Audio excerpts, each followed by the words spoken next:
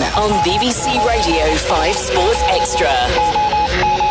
It's round 5 of the 2024 Formula One World Championship, and it's a return for the first time in 5 years for the Chinese Grand Prix. About an hour outside of the city, the sport is back at the Shanghai International Circuit.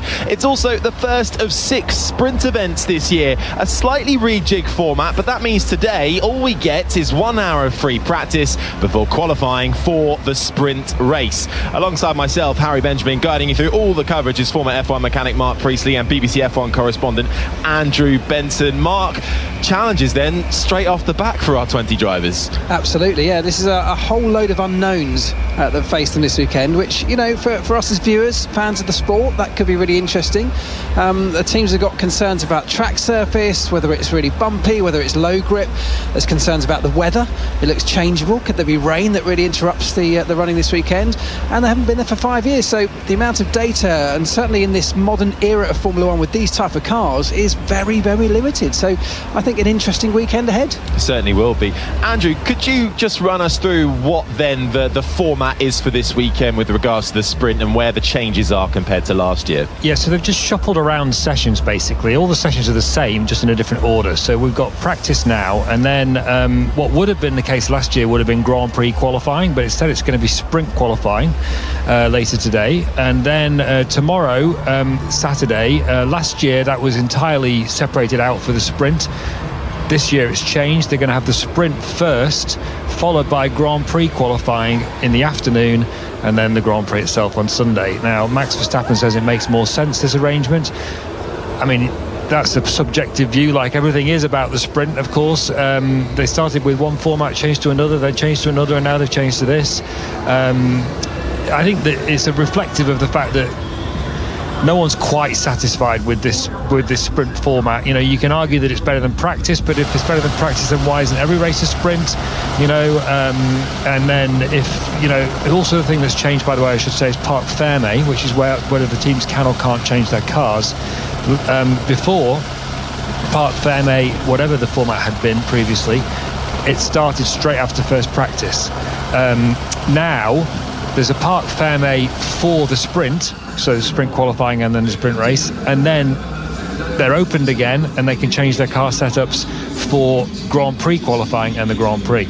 And even that's controversial, because you could argue that is against the idea of the randomness that's supposedly being generated by the sprint weekends, which is kind of like one of the fundamental points of it, in addition to more meaningful track action. I mean, what that means for the teams effectively is that in between the sprint on a Saturday morning, they can effectively completely change the cars. They can tailor the setup from the sprint format, which is this short format race, of course, into a more traditional Grand Prix qualifying and then race type situation. That's something they weren't able to do before. So from that perspective, you might, as Andrew says, you sort of lose that compromise that teams had to come up with between the sprint and the Grand Prix. But actually the other effect of this is that now the Parc Fermé comes in on a Friday night after the sprint qualifying, and that means for the teams, and by the way, I've spoken to lots of my colleagues and former colleagues and friends out there, they love this, because now Friday night is a Parc Fermé night, whereas instead of being able to run all the way through the night, late into the night, to do lots of work after a Friday of practice sessions, they're now limited by how much they can do and what time they have to put the cars away, and that for the teams means a little bit more time back at the hotel. And I suppose, though, as well, in terms of increased workload potential, if during the sprint on Saturday morning there's an incident and a car suffers damage, suddenly there's not much time until Grand Prix qualifying. Yeah, you know, that's a really good point, and it's a significant one, because not only that, for the teams it puts them under massive pressure, and this is don't forget, the sprint is a race, so we're looking for teams and drivers to go wheel to wheel. We want the all-out action, which, as we know from any race type situation, can result in some contact, can result in some accident damage. But the flip side of that is that will the teams and the drivers now be even more cautious, because they know they've got to keep that car intact ahead of a qualifying format for the race, which is coming very shortly afterwards. So it remains to be seen as to exactly how this plays out. I think there's part of me that's open to the idea of continually tweaking this? Because if we end up with a format that really works at the end of all these experiments, then that's got to be a great outcome, but we'll see. So I think one of the things is there is no real way to make it work for everybody. That's the thing. There's always going to be someone who's dissatisfied about something. They've changed this, and it's sort of... It removes the problem, as people saw it, or some people saw it, of the sprint being sort of stuck in the middle of the Grand Prix weekend and separating out qualifying and the Grand Prix, which kind of felt a bit weird. You get up on Saturday morning, go to the paddock, and it's like, well, why am I even here? The sprint doesn't mean anything. But now it's a different problem. You've got there's people complaining about the park, or questioning anyway, the park fair may change. So we'll have to see how the rest of it plays out. But I think it's all reflective of the fact that the whole sprint idea is a slightly awkward fit, and nobody really wants it. And not even Formula One, who want the sprint thing. And we get from the communications director at Formula One pretty much every time a new sprint weekend comes in, certainly when a new format comes in, we get a whole load of stats sent to us on the media WhatsApp group from Formula One about why the sprint is a great idea, right? And how it increases the numbers of the audience, and it does this and it does that, which is all fine. But if that's really the case, if that's really what they believe, why, as I said to you a few minutes ago, why aren't they all sprint weekends? And they're not, and nobody, not even Formula One, wants that. So given that's the case, you have to start asking, well, really, what's the point? And it comes back to what we were talking about on the podcast yesterday, as the cars go out in the background, as you can probably hear everyone. If I want to say everyone, I use that term loosely. It's 4 o'clock in the morning or whatever it is in England. 4:30, sorry. Now I've lost my train of thought. It's like, what's it all about? I completely see your point, Andrew. But for now, we've got them, and they've rejigged them again. 6 sprints this year, and China being the host of the first of them. And that does mean, though, which I think a lot of people do see a positive too, we only have 1 practice session rather than 3, which just makes it a little bit more exciting. You're moving into the unknown a little bit more with regards to placing the pecking order, and the same for those teams and drivers not quite getting the understanding perhaps that they would want before they enter a competitive session. That practice session is underway, as you can hear. 57 minutes and 43, 42, 41 seconds remain of the one and only practice session. Let's just bring you up to speed with how the standings look after 4 races have been completed. It's Max Verstappen with 3 wins to his name, with 77 points at the top of the standings, has a 13-point advantage over his teammate Sergio Perez. Then it's Charles Leclerc, Carlos Sainz and Lando Norris who round out the top 5. Over in the Constructors' Championship, it's Red Bull who lead the way with a 21-point advantage, 141 points to their name in total, ahead of Ferrari. Then it's McLaren, Mercedes and Aston Martin, the top 5. RB and Haas currently winning out the battle for the second half of the grid in 6th and 7th, with Williams, Sauber and Alpine still yet to get off the mark. I think one of the interesting things, both of you, about this season for me so far is just how clear the delineations between many of the teams are. Especially in the first half of the field. You've got Red Bull are definitely in front. Then you've got Ferrari are definitely second. McLaren are pretty regularly clear of Mercedes in third. It's a little bit closer between Mercedes and Aston Martin, not least because you've got a slight complication there where Mercedes have got 2 really good drivers and Aston Martin have only got 1. After that, Haas have definitely moved up. There's a bit of a gap between Aston and Mercedes and the start of the second group, which really RB, at least in the form of Yuki Tsunoda, is definitely leading. And then you've got the rest beyond that. So it's really interesting how that's developed. But I think what that means has been quite a few static races. The order gets set very early on, or if it's jumbled up slightly in qualifying, it settles back down to what that order is. Red Bull, Ferrari, McLaren, Mercedes, Aston. And so as a result, pretty much all 4 races this year, I think, on a subjective level, have been pretty rubbish. And something needs to happen to change things around, liven things up a bit. Well, is this going to be a classic, though, regulation cycle? I was reading an interview that Adrian Newey was given in this week building up, and he seems to think, at least, that perhaps in this year, maybe next year, the closer we get to 2026 before, it gets wiped out again with new regulations, it is going to get even tighter. And we saw towards the end of the last one that just when it was getting good right in 2021 and then we wiped the floor with it, it was a bit of a jumbled order at times. I read that interview. It was in motorsport.com with Jonathan Noble, a good friend of mine who we all know well, and I actually thought Adrian's talking a bit of nonsense here. The field is not close. I mean, the field spread is definitely reduced compared to 2021, for example.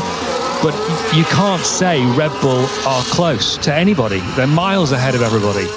And I think if you were Mercedes looking at trying to catch a Ferrari in a race, you wouldn't say it's close. Okay, there might only be a tenth apart in qualifying, but a tenth apart in qualifying becomes 25 seconds in the race. So the races are not close. I don't agree with that. Hopefully it will get closer, but that's not what's happened really so far under these regulations. And I think just to widen that point out, personally, on a subjective level, I think these regulations have absolutely failed on pretty much every level, because they were meant to bring the field closer together. Okay, that has happened. They're supposed to make the racing more competitive. I don't think it is. They're supposed to stop domination. It definitely hasn't done that. So it's hard, and also the drivers don't really like them to drive. They're bouncy and stiffly sprung, and he did say he wanted lighter, smaller cars. Everybody says that all the time, but it's really hard to do, and people blame the hybrid engines for it, but it's not about the hybrid engines. It's all about all the safety facilities that are on the cars now, and about the sheer size of them.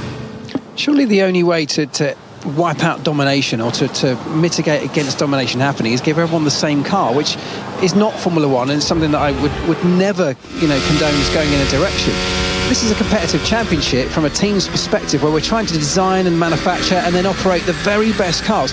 As in any competitive world, someone's going to do a better job than someone else, and it's just, I sort of disagree. I get Formula One's perspective that there's an entertainment element to this sport. Of course, we need people watching. That's how the sport survives. But we've got to take our hats off to Red Bull here and go, they've just done an unbelievably good job in almost every single area of this sport right now. It is up to everyone else to catch up. It's not like in the old days where they just had twice as much money as everybody else and they've been able to buy that advantage. They've done a great job. Well, have they or have they not? I mean, I think you're going to throw the budget cap. I am, absolutely, and I think this is a really interesting point. They did overspend. They broke the budget cap in 2021 when they're developing. Here's some Joe radio. Track grip is not high, but it's not too bad. Copy, Joe. Joe saying track grip is not high, but it's not too bad. Joe, of course, the first Chinese driver to race in Formula One, and will be starting his home Grand Prix on Sunday. We'll talk more about that later. Back to you, Andrew. Sorry. Yeah, so just very briefly, he's referring to the track surface, which caused a bit of attention yesterday because it seems to have been coated in bitumen between 5 years of the last Grand Prix and this one.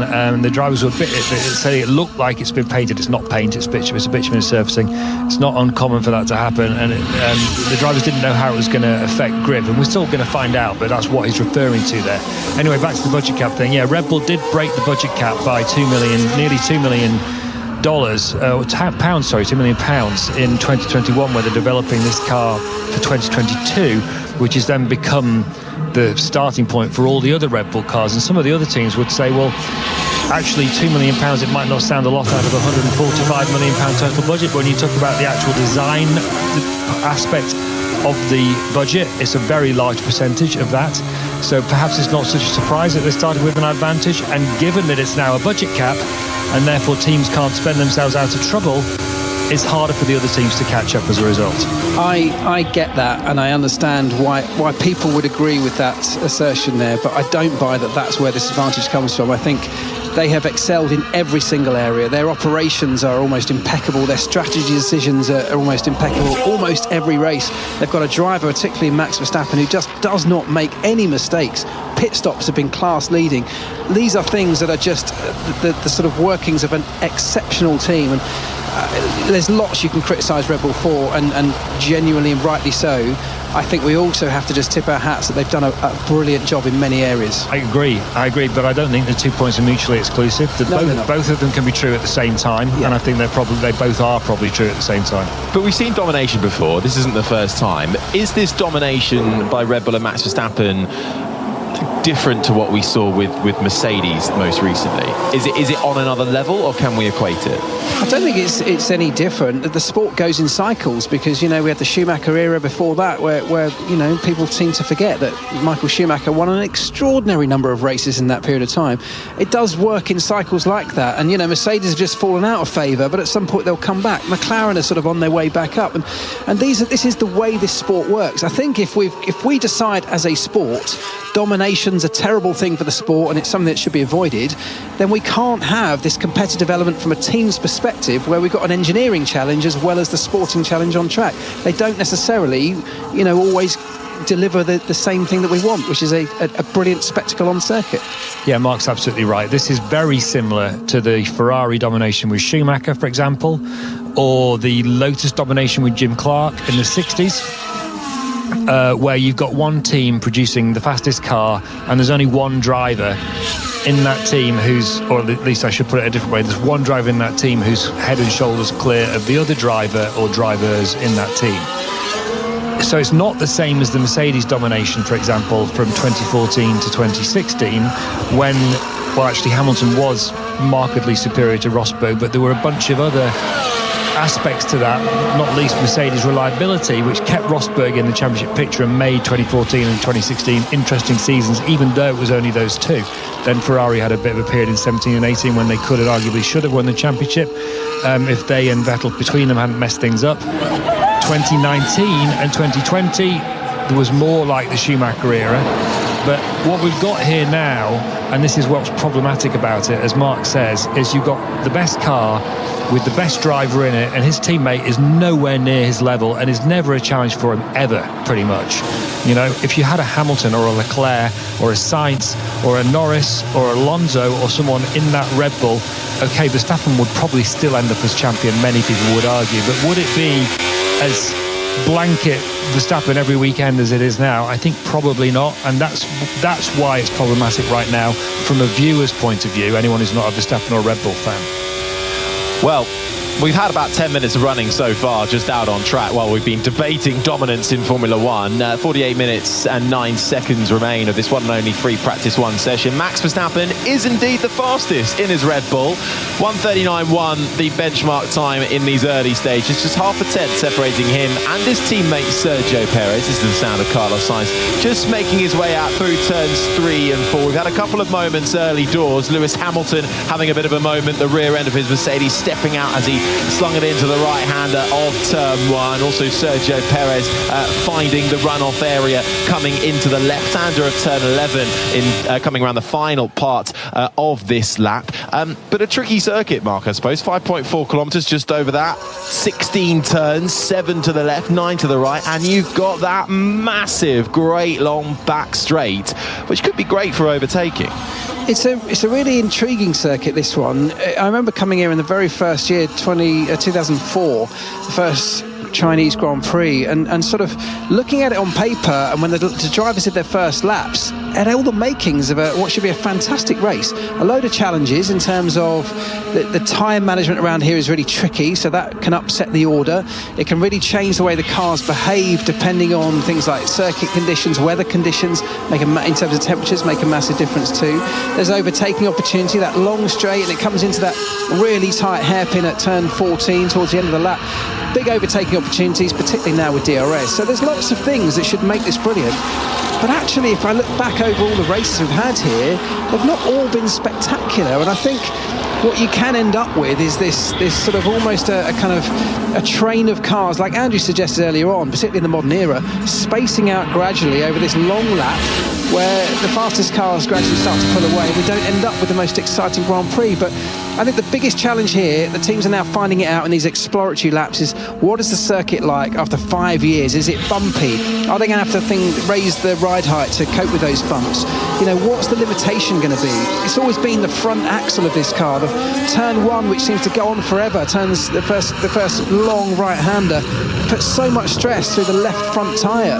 And then again, later in the lap, it's all about the front axle in most part, but then there's also these really sharp sort of start-stoppy turns, which are kind of limiting on from traction point of view. You've got to have really great traction out the slow corners. So what I'm trying to say is it's a real mix of challenges for the teams from an engineering perspective here.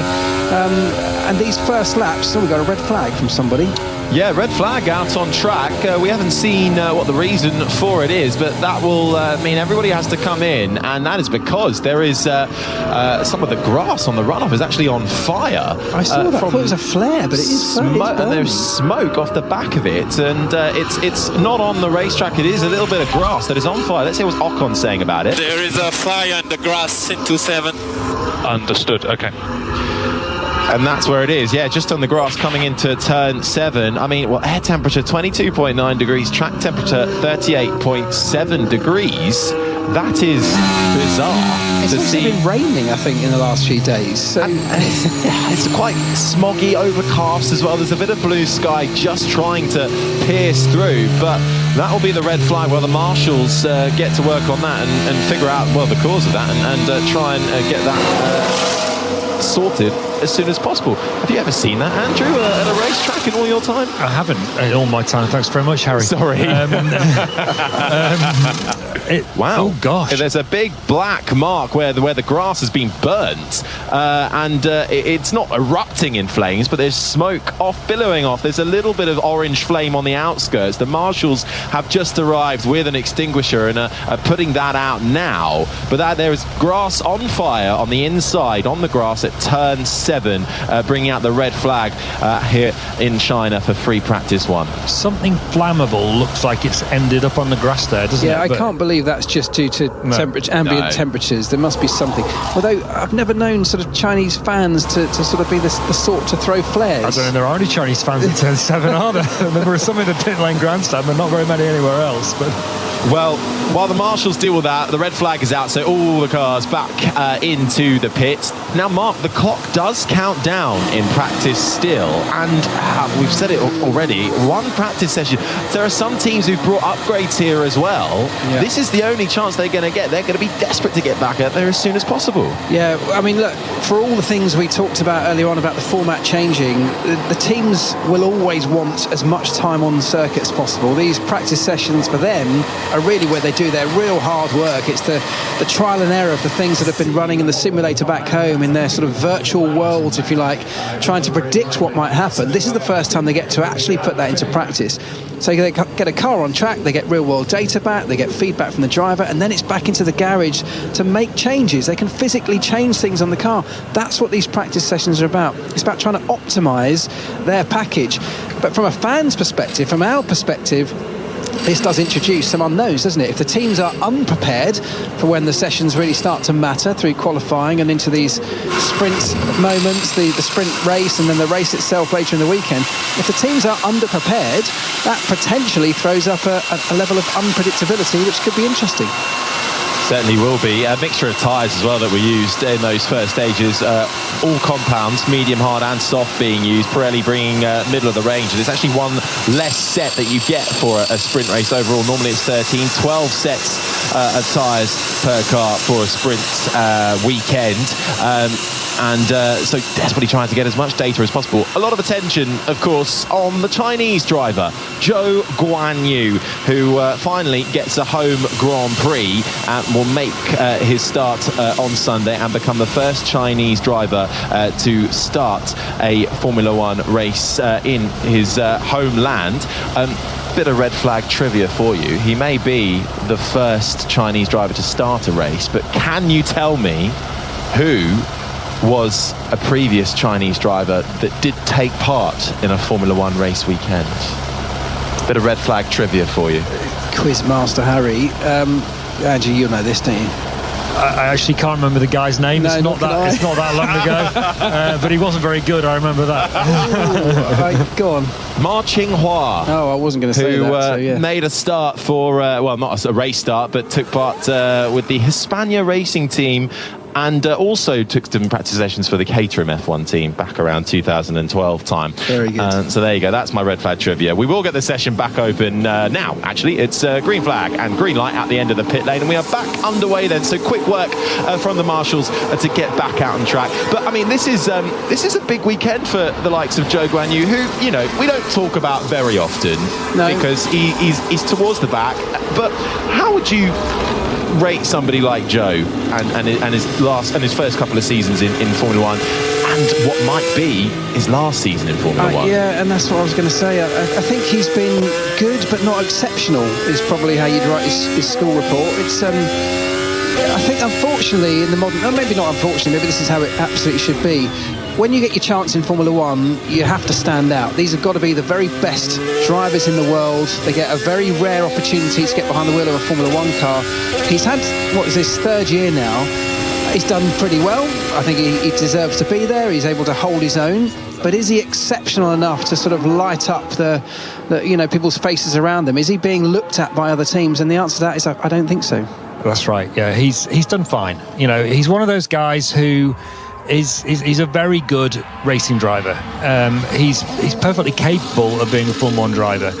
But there's a lot of drivers you can apply that description to, and in Formula One you only get longevity if you're able to prove that you're something more than that.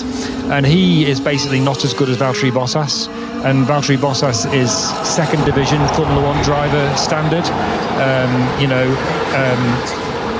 And then even above Valtteri Bottas, there's probably two further rungs above that. There's the absolute exceptional ones, and then the really very close to being exceptional, and then Bottas, and then Zhou. And so he came in with $30 million of worth of budget in his first season. I don't know what he's paying now, but it was, it's not going to be, he's not going to be getting the drive for free, that's for sure. And that team is morphing into Audi in 2026. Audi are basically taking it over in the course of this year completely. Do Audi want Zhou Guanyu as their driver in Formula One? No. But so if there's anybody else, I think probably not. I agree with absolutely everything you've said. I guess the one caveat is that, when it does become a full-blown Audi team, the Chinese market is huge for them as a car manufacturer. I mean, how much does that sort of commercial aspect, how much does that play into a decision? I suspect when you're Audi coming into this big stage of Formula One, the commercial aspect is far less important in terms of bringing money, bringing exposure, far less important than actually delivering results on track. You want to come in with a bang and you want to be successful. So I suspect if you're Audi, you need two very strong drivers, and perhaps he won't be one of them. Well, I think everyone will be hoping for a strong weekend for Zhou Guanyu and Sauber, but they have been absolutely plagued with pit stop issues so far, hoping that they'll have a permanent fix soon, but not until Imola, with their cross-threading issues on the wheel nuts affecting every pit stop so far, almost, that they've had in the first 4 races of the season. There is a Zhou Guanyu grandstand on the main straight that is completely sold out, so he's got the home support, that is for sure, but that team will be morphing into Audi over the course of the next couple of seasons. And that brings us nicely on to the driver market, because that has had an update since we last spoke to you for Japan, and it's thanks to Fernando Alonso, who, Andrew, has signed on the dotted line with Aston Martin. He's extending his stay until at least 2026. But was this an Alonso making the decision that he wants to stay at Aston Martin, or was this the door at Red Bull and possibly Mercedes being shut on Alonso? No, the door wasn't shut, but he decided that he wanted to sort his future out before they were prepared to do that. He wasn't prepared to hang around, and I think this is what's going to be interesting about the driver market. That might happen to Carlos Sainz, for example, who we're watching on the screen at the moment, by the way. He's got options at Red Bull as well, and also potentially Mercedes. But Red Bull and Mercedes, for different reasons, are in no hurry to make their decision, whereas Audi, for example, who really want Carlos Sainz, would like to get an answer sooner rather than later. So, if you're Sainz in this particular case, I've kind of wandered off the Alonso point here, but, what do you do? Do you take the Audi drive, accepting that you're going to be 2 or 3 years before you might be competitive? Or do you hang on and hope that you get the Red Bull, but you might not get the Red Bull, by which time you might not have an Audi either? To go back to Alonso, I think he's actually been quite transparent about what he wanted. He wanted to decide, he said at the beginning of the season back in February, that he wanted to decide whether he wanted to stay in Formula One and commit his life, as he puts it, still to Formula One, or do other things, like have a family or whatever. The idea of having a family and a regular girlfriend anyone who knows Fernando Alonso is probably not that, doesn't seem that likely on the horizon anyway. He goes through them, does Fernando. I think we've wandered off a point here, haven't we? and then he wanted to decide what he was going to do. So he decided he did want to commit to Formula 1. He decided that very early on in the season, and he was true to his word that when he made that decision, he'd sit down and talk to Aston first, and so he did. And he's optimistic about Honda and them coming in as their works partner. And there you are. I just want to be clear, I'm not being disparaging about Fernando Alonso there on any level. But there you are. He is committed to Formula 1, and he's already 42. He's going to be 45 by the end of his contract. And he is a force of nature, Mark, isn't he? He's absolutely remarkable. He's completely resetting the parameters of what's possible for a Formula 1 driver at a certain age. Yeah. And you just have to be, I mean, I think it's not talked about enough just what a sort of trendsetter he has become in that way, and also in so many other ways, Mark, as you know, having worked with him. Look, I think he's an unbelievable driver, unbelievable in terms of the way he's still giving this amount of energy and has this amount of energy to give to this sport.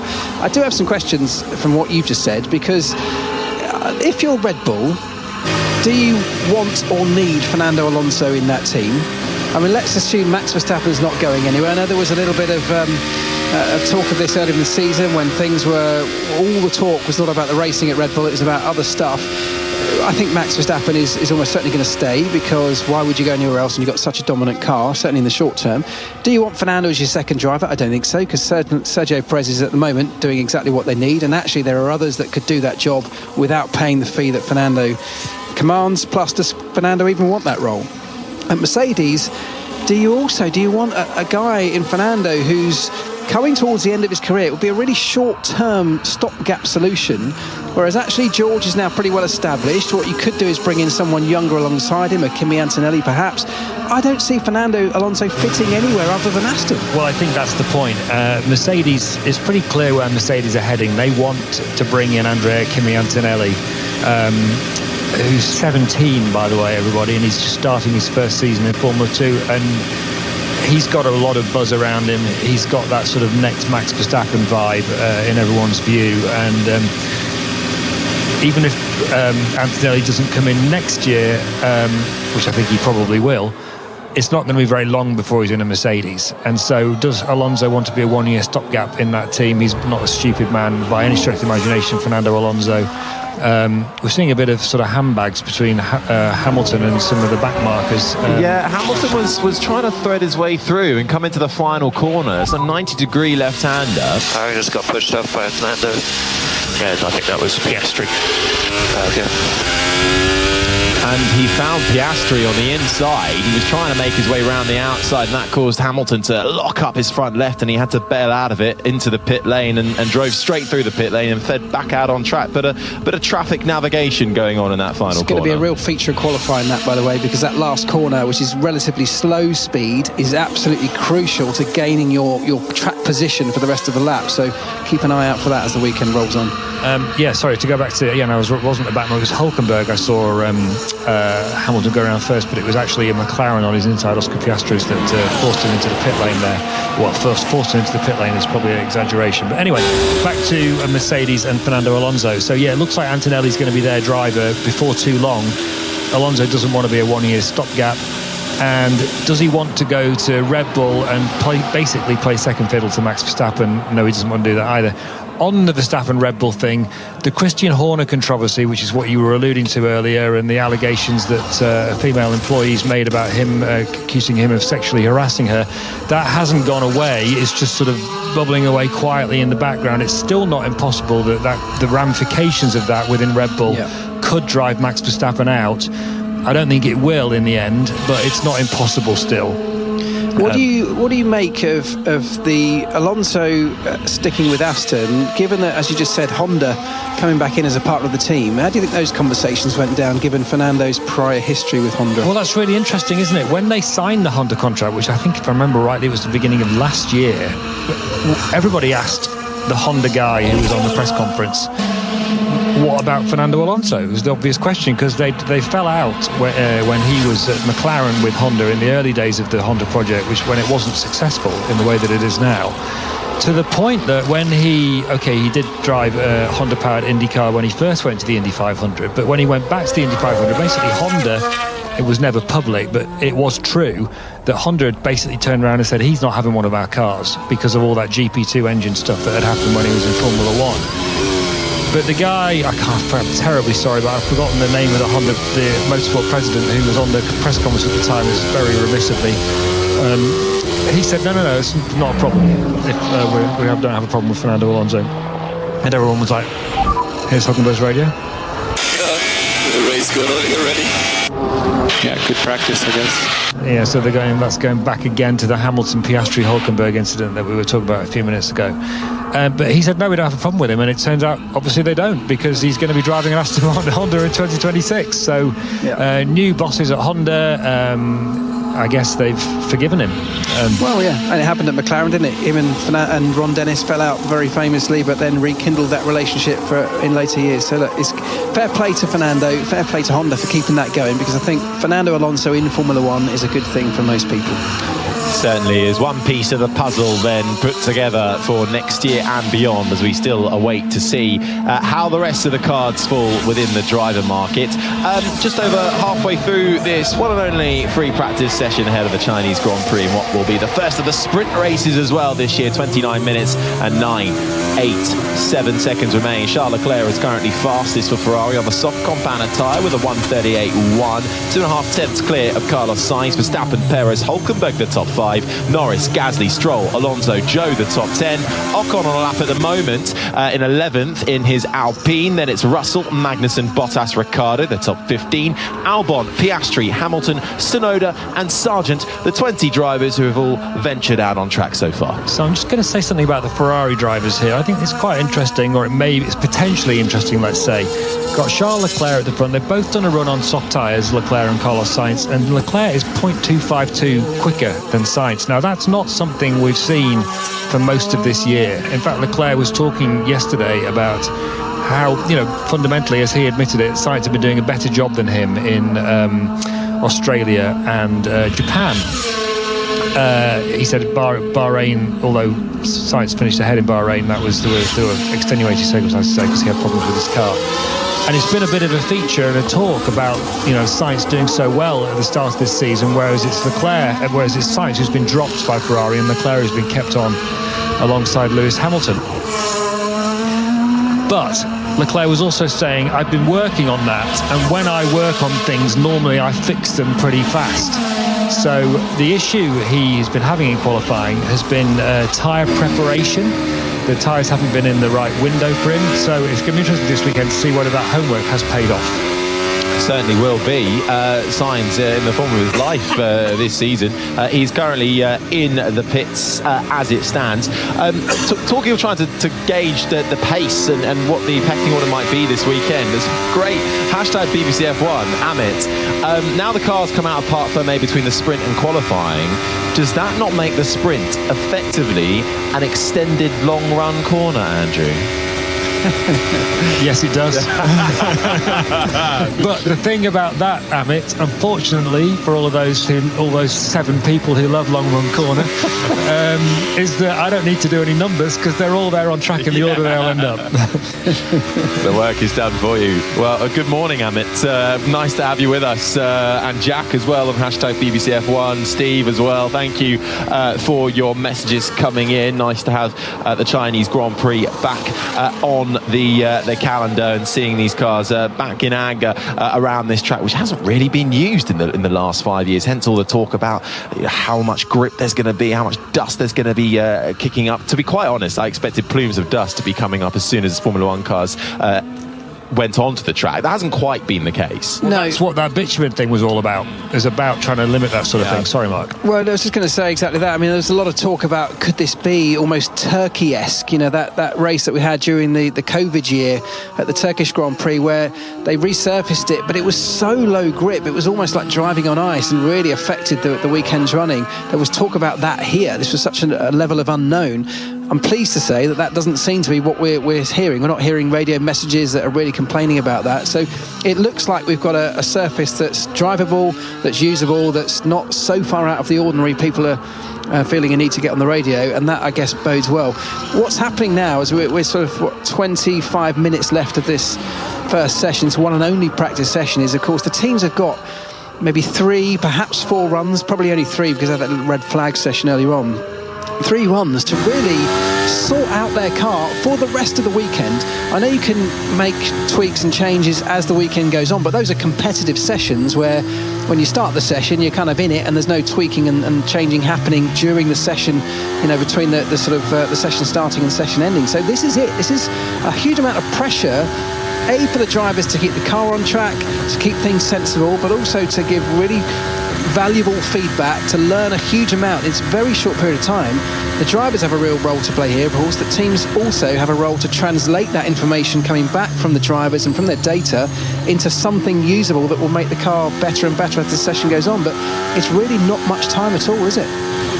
It isn't. We're listening to the sound of Daniel Ricciardo in the RB, making his way through the final left-hander and across the line. He's on the hard compounder tyre at the moment, down in 16th place. But quite an important weekend, isn't it, Mark, for Daniel Ricciardo?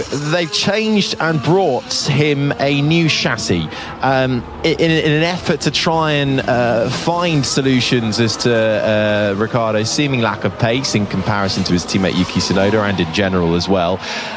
A change of chassis, is that a bit of a last chance saloon, we've run out of options kind of measure? Well, I'll tell you that I've worked with a number of drivers over the years, and every single time this has happened, it's when a driver has really been struggling. It's been almost the last thing they've done in their either their Formula One career or at that team, because what happens is when you're struggling like Daniel's been struggling, you go through all the normal changes. You're tweaking setup, you might even go as far as copying your teammate's setup if they're having a bit more success. You can work with different mechanics, different engineers, as we've seen in the past with certain drivers.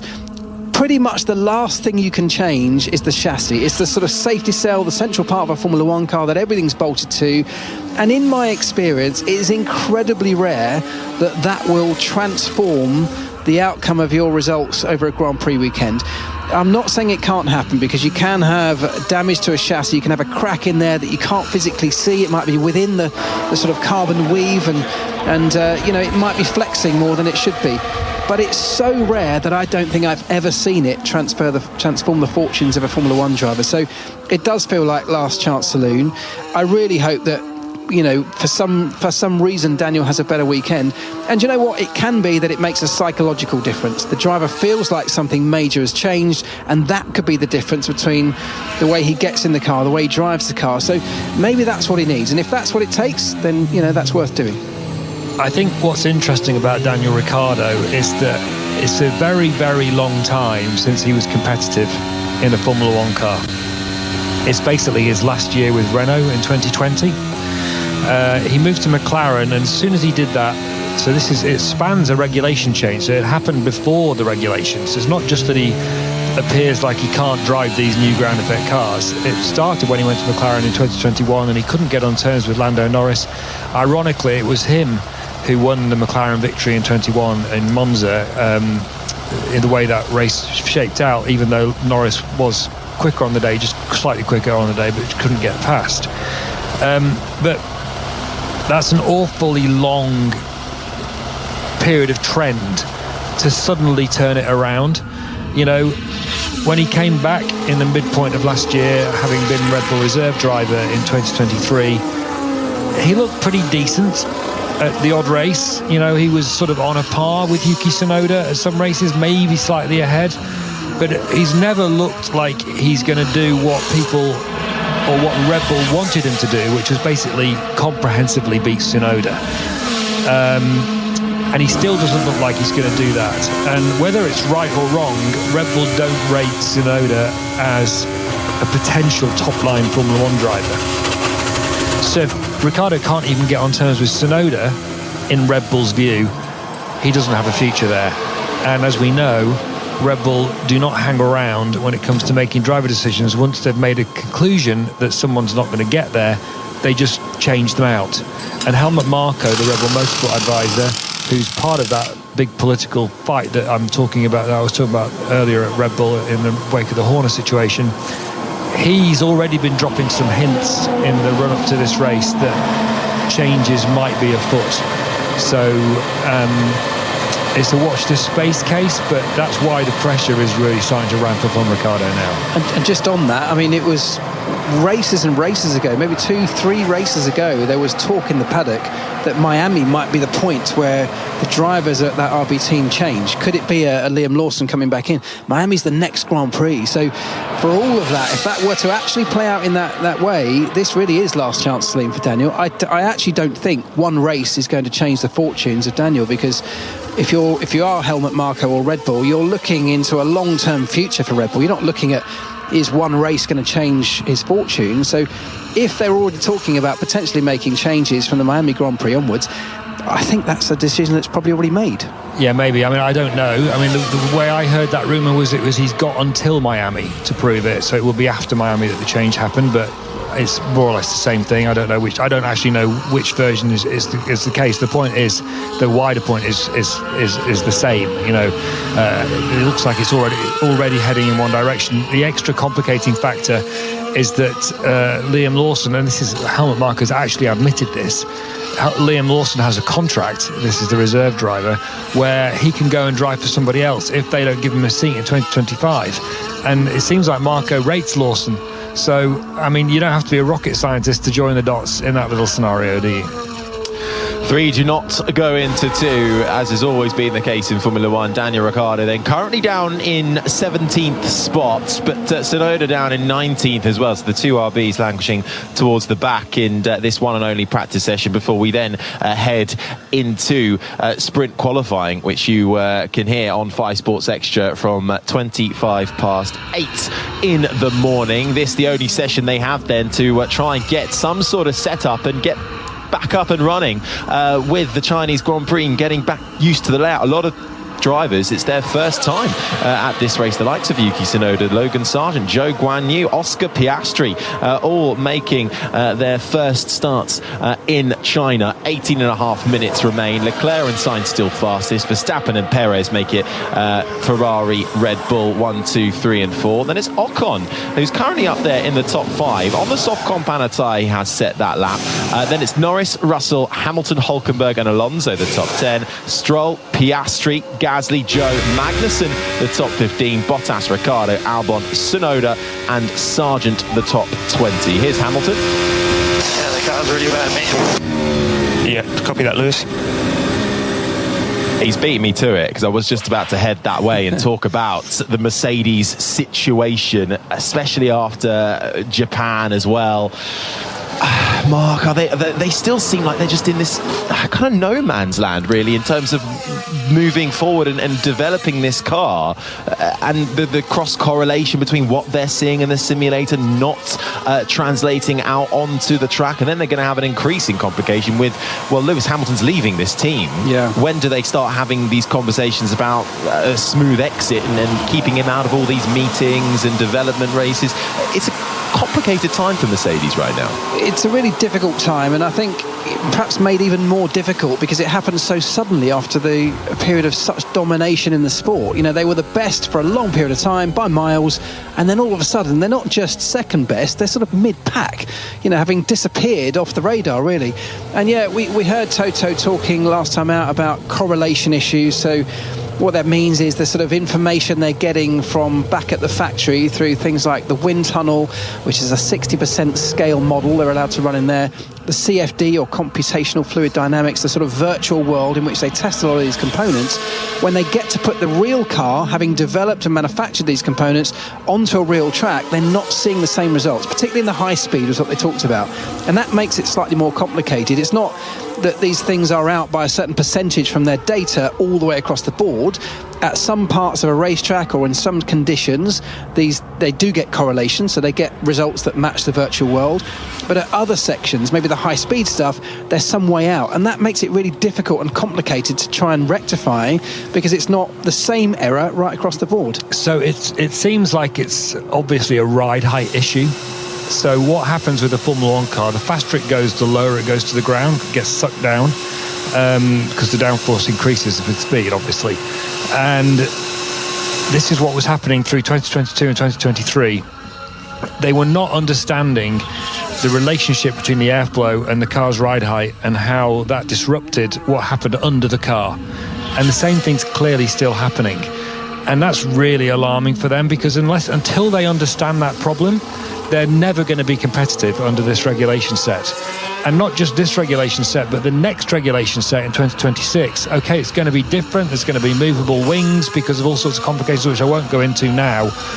But ground effect floors will continue. And so they really have to get on top of this, because until they do, they're going to be a midfield team forever until they fix that problem.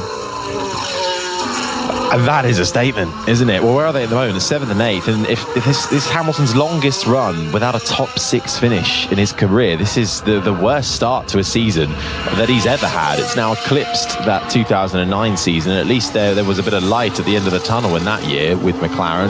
This one at the moment, it just seems like, as you say, Andrew, they're kind of resigned to that midfield, especially when it's so tight, Mark, at the moment, with the likes of McLaren, Aston Martin, all nip and tuck there. It depends really on the circuit that they arrive to as to which one's ahead or not. Yeah, and a point here or there will really transform your fortunes in that midfield pack. Could catapult you from 5th place as a team up to sort of 4th, 3rd place as a team. So, and that can make a huge difference. Just to quickly sign off that point, you talked about Lewis leaving, of course, going to Ferrari under this team at the end of this season. There are complications clearly around that. No team will want to give a huge amount of IP, particularly current IP, to a driver that's going to a main rival, which is exactly what's happening. But I think in reality, most of the sort of weekend format, most of the stuff that happens over a Grand Prix weekend is generally about optimising your car for that weekend. The conversations that he won't necessarily be part of moving forward will be the ones about next year's car, and they are much more developmental conversations. They're not typically the kind of thing that happens in the garage at a Grand Prix. So it's not like he's going to be shut out of many meetings at a Grand Prix weekend, because they still need to get the maximum results from those weekends they can. If to do that, they need Lewis to be part of those conversations. So there will be things that will change, but I don't think it's going to affect their race weekends. Yeah, I completely agree with Mark. They're two completely separate issues. They're moving to Ferrari and what's going on fundamentally under the car aerodynamically. They're not related in any way. Yeah. No, absolutely. Well, it will be interesting to follow that both those storylines as it unfolds. Logan Sargent's just come across the line on the soft compound high, gone second fastest, even actually running out wide. A lot of cars have been doing that on the exit of turn 10. That was terrible. Sargent's words, that was terrible. He still went second fastest, even with that excursion slightly onto the gravel, but sticking on the soft compound on tyre, the fastest rubber. This is the sound of Piastri, who actually a couple of moments ago as well, Fernando Alonso did something very similar in the Aston Martin, locking up the brakes coming into the pit lane entry. Alonso went straight on through the advertising barriers, almost to the back end of the circuit, did a little donut, came back around. Piastri has just stopped before that and done a bit of a reverse and then gone back into the pit lane. So what's going on there with both of those guys? I thought it when I saw Fernando Alonso, and it's obviously that Oscar Piastri's doing the same thing. People will think, this is just a practice session. They've just made a mistake coming into the pits. Well, yes, they have made a mistake coming into the pits, but the reason they've made it is because what the drivers are doing is they're trying to maximise absolutely everything. We're talking about thousandths of a second, and that goes down in a race that every single aspect counts, and pit lane entry and a pit stop can make a huge difference, and they're just trying to get it absolutely right so they can go around that corner at the entry to the pit lane where Hamilton lost effectively the 2007 World Championship, which will hurt for Mark because he was in the garage at the time waiting for him to come in and he never made it. They're trying to maximise that corner. That is a part of the racetrack, that corner. They're trying to go around it as fast as they possibly can, and they're just trying to judge where that is. Yeah, and the reason that's perhaps even more important here is that the undercut potentially will be really quite a powerful tool when it comes to race strategy, because tyres are such an issue here, front graining especially, and that's perhaps why we're seeing some lockups in that regard. But when your tyres start to grain, you start to lose performance, getting a fresh set on in the race can really maximise your chances of getting the overtake done. And so that in-lap and maximising, really attacking the in-lap and that entry to the pit lane becomes even more important in that sort of scenario. I cannot remember the year, but I think it was maybe 2018. Do you remember when Vettel in the Ferrari overtook in the pit lane just before you get to the limiter? Yeah, that's right. A Toro Rosso and a Force India, I think, in front of him because they were going so slowly. Smart thinking by Sebastian Vettel, as ever. Yeah. So it's a clever pit lane, really. You've got to attack it. You've got to challenge it. There's gains to be made all around this track, and even in the pit lane as well. Last 10.5 minutes then of this pre-practice one session before we go into the sprint format with sprint qualifying coming up later today. And Alex Albon in the Williams on the soft compound tyre has just gone fastest, a 1:37.2, 0.8 clear of Leclerc. And Harry, we're just seeing why Logan Sargent said that was terrible, because both Williams drivers have just done their soft tyre qualifying simulation run, and Alex Albon's time is a second faster than Logan Sargent's. It is indeed. Great effort from Albon, who's sporting a Panda helmet this weekend, which looks absolutely sensational. If you get the chance to look that up, do. But Albon then going P1 for Williams at a time where they need some positive news, don't they, Williams? Albon crashing in that incident with Daniel Ricciardo in lap 1 in Japan at a time where spares are at an all-time low for the team. But I think Albon was saying in the build-up to this week, and I'll paraphrase here, but it was something along the lines of, the minute you start to go racing and you're thinking about the spare parts, then what's the point? I was just going to say exactly that. That's got to be on their mind now. The sort of repair bills for that team that's not, flush with cash are mounting up dramatically, and in a cost-capped era, that starts to really hamper your progress. We're very early in the season. They're already getting massive bills in. They have to start forecasting what the rest of the season might look like in that regard, which is a difficult thing to do. The drivers will, unfortunately, have been told, do not crash. And that means if you're going to make sure you can't crash, you have to just back off a little bit from the limit of performance. Yeah, it was funny, actually. Well, not funny for Williams, but actually Albon and Sargent both said the same thing going into Suzuka. Oh, we can't be thinking about the spare parts thing. And then they both crashed in the course of the weekend. Actually, it wasn't Albon's fault that he crashed in the race, but it definitely was Sargent's fault that he crashed in practice. So, yeah, I think they probably shouldn't have said those things. And when I saw that Alex Albon had said that again yesterday, I thought, oh, Alex, really? Do you want to be saying jinx that? It. Well, at the moment, it will be on their minds no matter what they say. 8/10 clear as Albon at the moment. We're just about to see Max Verstappen finish off his first flyer on the soft compound tyre. Fastest of anybody, Sector 1, Sector 2. Actually, had a little lock-up in Sector 1, didn't he? Perez currently goes fastest, so 1:37.1. Verstappen crosses the line now, finds half a second compared to his teammates, a 1:36.660 for the Dutchman. So, of course, what we're seeing here, because we've only got this one session, 1 hour to compress all of the prep, effectively, for the whole weekend in, you've seen some long runs happening, and we get, as I said earlier, you get maybe 3, maybe 4 runs if you're really lucky as a team here. You've got to do your long runs in there. We've seen so far the Mercedes only using the hard compound tyre, which will be much more likely to be, of course, a race tyre. We're now seeing teams move on to the soft tyre, which will be their qualifying prep. But they've got 7 minutes now. You're going to get 1 run here on these soft tyres, maybe 2 if you're lucky, to get everything dialed in for what will be a qualifying session this afternoon for the sprint, and effectively bank and log that data for the rest of the weekend. There's no more practice after this, unless you can refer to the sprints as a form of practice, which they will of course take whatever they can from it, but they are competitive sessions. So it's a really interesting compressed format here, where 1 hour sees the only chance you get to really test your car and make changes. We're sitting with these last soft runs in the last 7 minutes, a bit of a jumbled up order behind Verstappen and Perez, but as we've mentioned, with the track surface and the varying levels of grip, are we expecting an element of track evolution to come into play here? It'll be massive. This circuit, as you said earlier on, has barely been used in the last 5 years.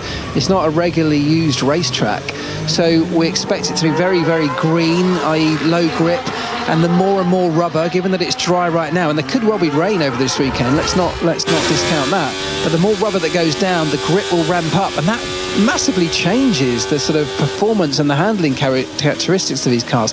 Whether you can brake a metre or 2 later, whether you can carry an extra few miles an hour into corners, they're having to figure that out and adapt to it as the session goes on. But with only 6 minutes now left to go, this is what they've got right now, and they need to make the most of it in the moment. Crucial for those teams as well who have bought upgrades in this session, which include Mercedes, who've bought a few flicks to their halo, Alpine running a new floor on Ocon's car, so it'll be interesting. That's been fast-tracked as well, Alpine say, coming into this weekend, so it's interesting to keep an eye on how that improves the Alpine. Williams with upgrades too, including the halo and a new front wing on both cars now.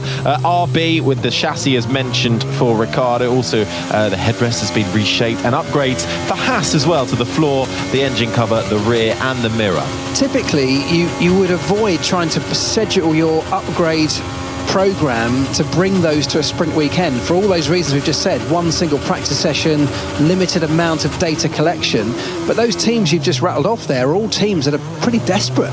They're all teams that are really struggling, and so they have to just bring the upgrades the second they're ready in the hope they'll bring them something, but they're clearly not going to have the best opportunity to really optimize those on a weekend with this kind of format. Ocon running that new floor, crosses the line on his soft tyre lap, goes third fastest in the Alpine, so fast laps as well coming in from Piastri in the McLaren, Magnussen in the Haas as well, with 5 minutes to go then, so it's going to be a little bit like a qualifying session towards the end of this session as Magnussen just gets a little bit checked up with a slow Lando Norris on the inside coming towards the final corner, but we'll see Magnussen across the line, goes second fastest for Haas, a 1:37.1, splits the Red Bulls. Yeah, we're not getting a representative set of times here, Harry. It's only 4.5 minutes to go. The Ferraris have done a soft tyre run. It would be great though, wouldn't it, if this was a qualifying 10th and 11th. The Red Bulls are obviously not running the same fuel load as a Haas, because there's no way Kevin Magnussen will split Verstappen and Perez on an absolute sort of like-for-like comparison. Ocon fourth, not a chance. Alpine's floor's that good. So we're not going to have any clue, I don't think, until we go into sprint qualifying later today as to what the true competitive order is. And I like that. One practice session, you're left in the dark. Piastri now takes over as fastest, a 1:36.6. So lap times constantly improving in what is a tricky circuit to navigate, especially when you go through that 270-degree turn 1 into 2. You come back on yourself in that first sector before you get on the throttle, back out again, slightly up the hill towards turn 5, which is really not even a turn, but it technically is a right-hand kink before you're into the first heavy braking zone of turn 6. Norris on a lap at the moment, fastest of anybody in the first 2 sectors. I'm really intrigued as to Mercedes' strategy here. They haven't used anything other than the hard tyre. Lewis is still in the pits with just 3 minutes to go. George Russell on an outlap, but also on the hard tyre. So it seems like zero qualifying prep as they head into qualifying. That's a strange one to me, unless that graphic's wrong, but it's definitely showing that they've only used hard tyres. Hamilton, I've got, is on an outlap at the moment now, but is on the hard compounder tyre, as is George Russell as well. Yeah, interesting. I mean, they're going to go into a qualifying session, if that is all correct, and it definitely looks like it to me. They're going to go into a qualifying session having not experienced the soft tyres yet. They're limited, of course, on what they can run. They're limited on numbers, as Harry said, 1 fewer sets of tyres for the entire weekend on a sprint weekend. So there'll be that in mind. But this hard tyre, of which they've now used a few of, will come into play as the weekend goes on in the race format. So, interesting one. I'd like to see that explained. Your old team, Mark, McLaren, they're expecting China not really to suit their car. Damage limitation is the phrase. A really interesting one, because they have always talked about the high-speed stuff being their strength, and this has a lot of high-speed corners, but it also has a lot of slow-speed corners, which has been their real weakness. So I think there's a mix, and they're not expecting great things, and they'll have that information from lots of simulations prior to this. But yeah, I'm interested, because actually in that midfield pack, this might present an opportunity for the likes of Mercedes to perhaps steal a march on somebody like McLaren. Yes, long corners that McLaren's problem is really fundamentally, and there are lots of long corners at China, particularly, as you were saying earlier in the session, Mark, that turn 1, 2, 3 sequence, which is one almost 360-degree corner effectively, followed by another corner going the other way, and then you've got that long corner onto the back straight as well. Turns 7 and 8, the two quick the left-right area where Lewis Hamilton passed Sebastian Vettel for victory in 2011. They're all long corners, all the kind that the McLaren the airflow consistency basically isn't good enough through a long corner. Andrea Stella, the team principal, has been open about that for a while. They're hoping, actually, interestingly, that a new development that they've got coming in the next few races, they haven't said exactly when yet, will begin to address that fundamental flaw of the McLaren that's been there for quite a few years now. So we'll see. You have to see how that goes. But for now, they're still in that situation where basically the longer the car's in yaw, the less performant, as Formula 1 teams call it, the McLaren is. Three-time winners around this track are McLaren, though. Piastri currently second fastest as Stroll crosses the line of the Aston Martin and goes P1 by 0.3 of a second. At the other McLaren, Lando Norris came into the pits last time around, down in 16th spot. Norris, Sargent, Albon, the three cars in the pit. Everybody else is back out on track in the last 30 seconds of this session in, we'll call it an unrepresentative session, Nick, due to the nature of the track and the grip constantly improving and the evolution of this track. Well, it won't be until the end of sprint qualifying that we will see what the Friday pecking order is, because that might well change come Saturday's Grand Prix. That will be the really interesting one, actually, to see if there are any kind of big one-lap changes from Friday to Saturday. Yeah, that's right. And I think there will be. I think this is going to evolve a lot. As I said, let's not even consider that the weather could well change, which might throw things completely up in the air. But yeah, there's a lot of unknowns. This has been a session where they will have learnt a huge amount, but probably not enough, if you ask the teams. They will have wanted to have more time. They will want now to really get back into the garage, tweak things, and have another practice session, which is the normal format. They can't do that today. They've now got to get things ready with the limited amount of information they've got for that all-important sprint qualifying happening in a few hours' time.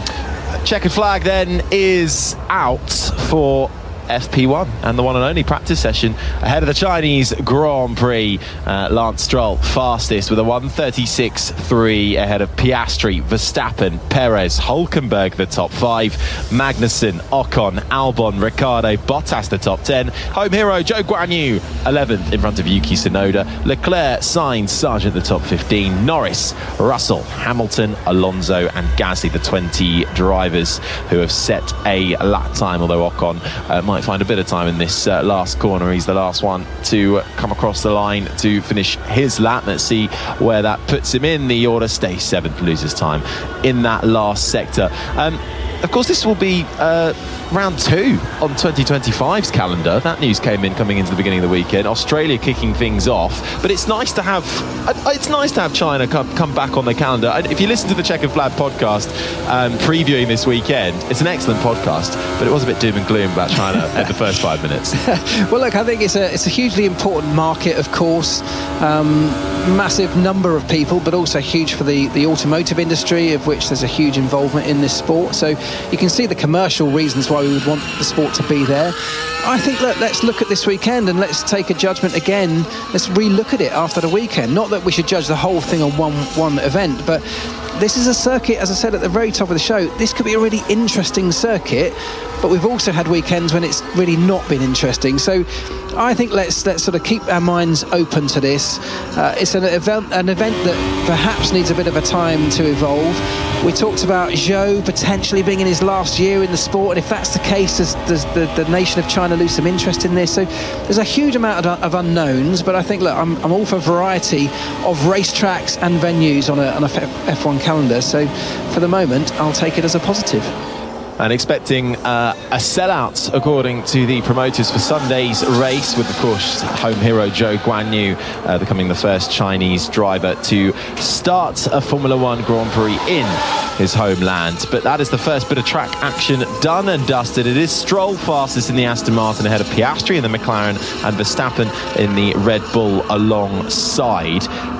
Once we get a true idea of the pecking order, do we think it's going to be a Red Bull obviously out in front? Who do you think might be the closest challengers? Well, Red Bull quite literally have the best car, so if they manage to optimise things over the course of this practice session, you'd expect them to be out front. Behind that, there is a little bit of movement in that pecking order. I know Andrew was talking about we've got this very clear delineation between the teams, and we have, but I think certain circuits and conditions, I mean, even look at Red Bull themselves in Melbourne, where temperatures surprised them a little bit. We had that graining on the tyres. That kind of caught Red Bull out over the weekend. we're talking about expecting graining here to be a feature. That's that sort of bobbling effect on the front of the tyres where you lose a little bit of grip as the sort of surface layer rubs away. Now that could catch Red Bull out again here. It could catch other teams out. So there is scope, because there are so many unknowns at this circuit, for the order to be shuffled around a little bit, particularly early in the weekend.